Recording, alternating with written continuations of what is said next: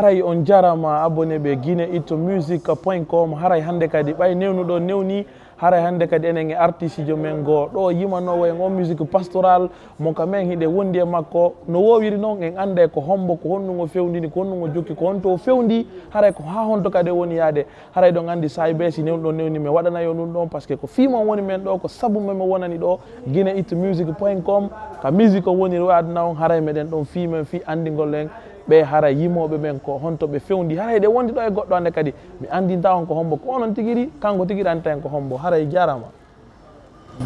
haray ɗa wawi men andinde abonné ɓe amen Guineit Musique ɓen quoi hombo ko Bawri cheval blanc kono yimɓe noddirtala auteur compositeur haray ko mi waɗi kungal mo ka wiyeteɗo chéri an ko mi fala giɗo an ko mi yiɗi dari sini boyino lewru ndu no jalbanayi coli ɗin himanama wulagigol ɓernde ande yasi on no andinama wondema mi yeggitalima hendu ndu no wuɗanama chéri de wiyanko ami bala a waray on faami ko enen e hombo e wondi abonné ɓe guineitmusique.com a haray joni noon haray ɓayon andi ko hombo en haala e fimakko yewten fimakko ɓaray buyno heddi ko en anda fimakko haray bawuri joni est ce que ɗa wawi men haalande ko honno ardirɗa e nder musique bon tigui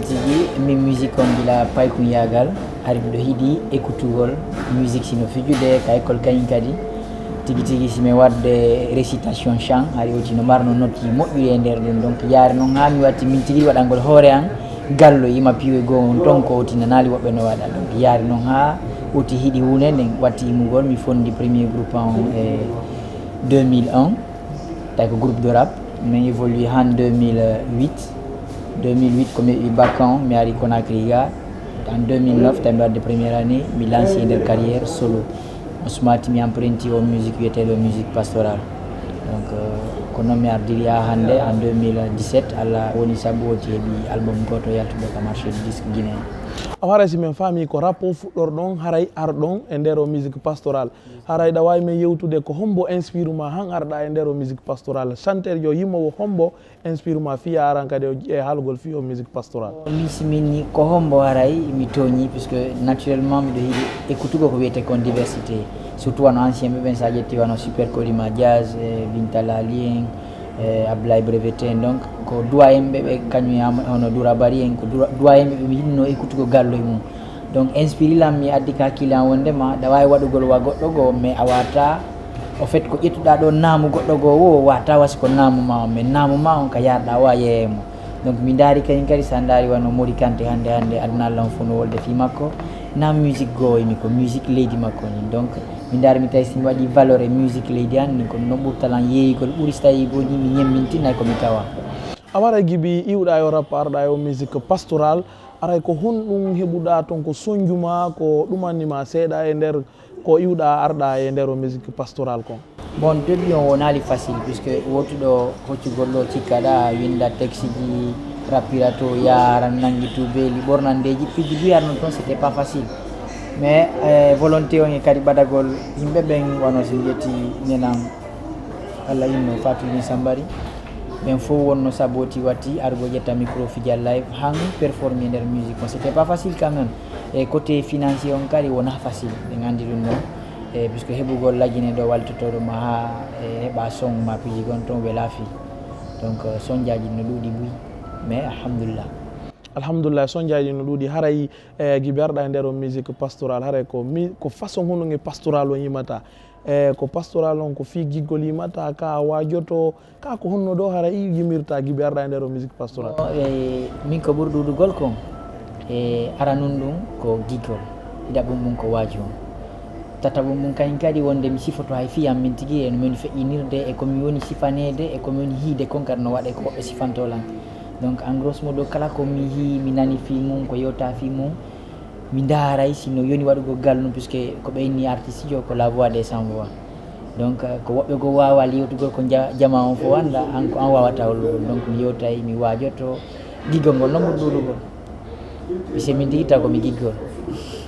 anti ko agi giggol ngol ɓuuri mude haray ko single jeli waɗɗa ko yewtata fi giggol ko single jeli ko waɗɗa ko yewtata fiima ma ko hara ko wahjoto jama on ɓayra ni ko ɗin ɗon tati wonde waɗata ma ɗum hawtidira. Bon sa écouti wano album mo mi yaltino 2017 ɗo sali wano chéri dewi an ko love halanan ko love ko ɗo yerdete ko love mi jeeji oɗon ko waaju kikala ko waaju waɗu doyi ko waaju tu vois. Donc aduna no je parle de ma vie min tigiri aduna on mon no sifade ko neebi won non kadi ko innugol jama on garɗo patience o janggo o ara bénéficie gol tu vois. Donc en plus résumé ha kadi pusugol fatɓen no yara institution ji wawa de jannugol ɓe yaha l'école ɓe janga ɗum kadi no ton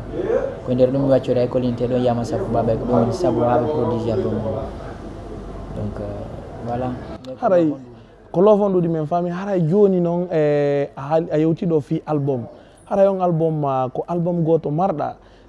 ko album goto marɗa ni ko album goto mbiɗo fuɗɗi pet deuxiéme jon ka vacances je ɗo mais ɗo e haalde fi deuxiéme jon taw yewten fi arano on album ma arano mo yaltinɗa ko hitande hombo yaltinɗa mo ko combien de titre o mari ko honno composiri ko le 7 mai 2017 Belvédère mi yaltinnomo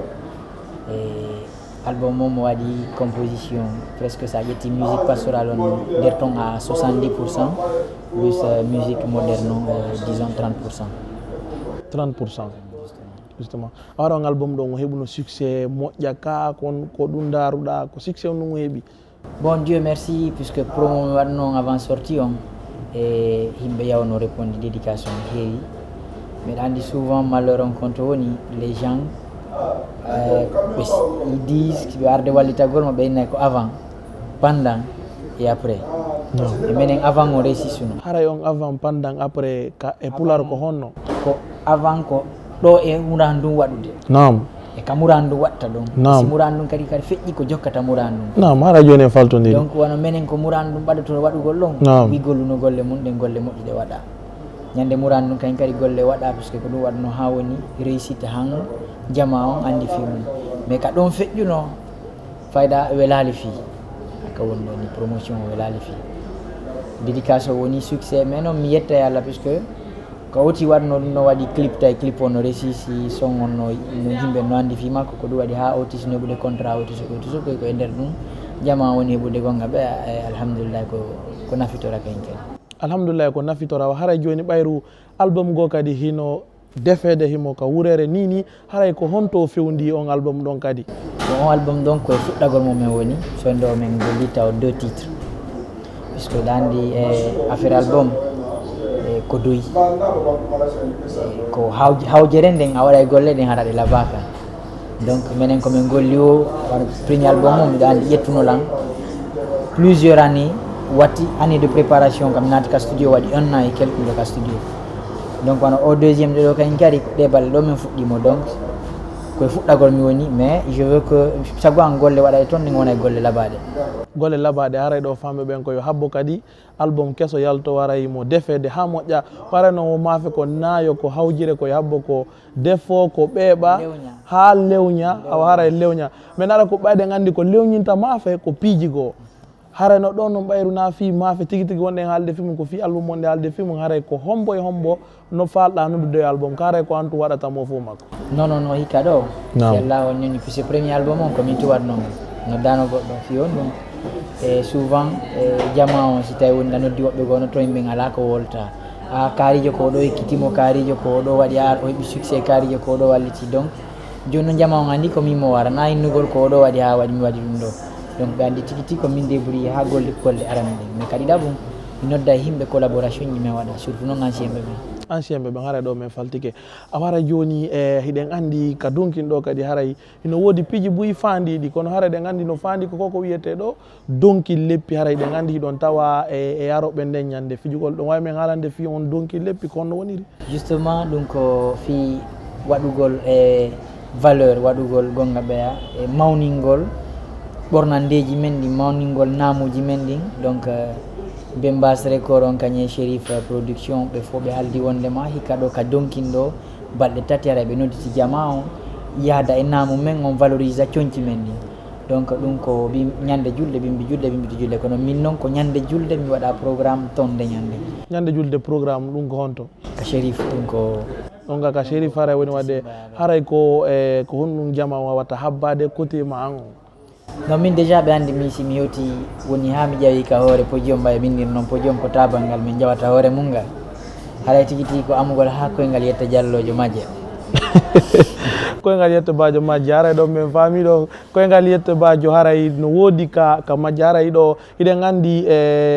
émission men on haray ko tan haray hewti ɗo katam men ɗo en seedata ko men landotoma ɗo ko honɗum marɗa ko haalana jamama on fewde ma an ɓayre ɗa hanni ɗo handini jama on hiɗa wadde maafe album ɗo haray ko honɗum habbintaɓe ɗon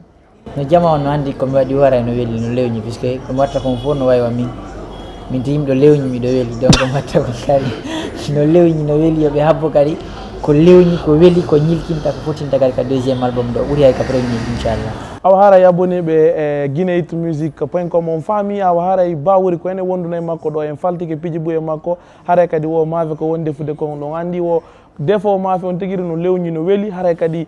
piiji ɓuuri aray ka waɗi e ka maafe fiyon welira haray ko yon wonu ka wonɗon habbo ɗon kadi haray hunde mawde no satina no fewndina ɗon kadi haray enen kadi si Allah won fandike e ñalande goo kadi haray en hewti enen e yimowo men goo andinemo ko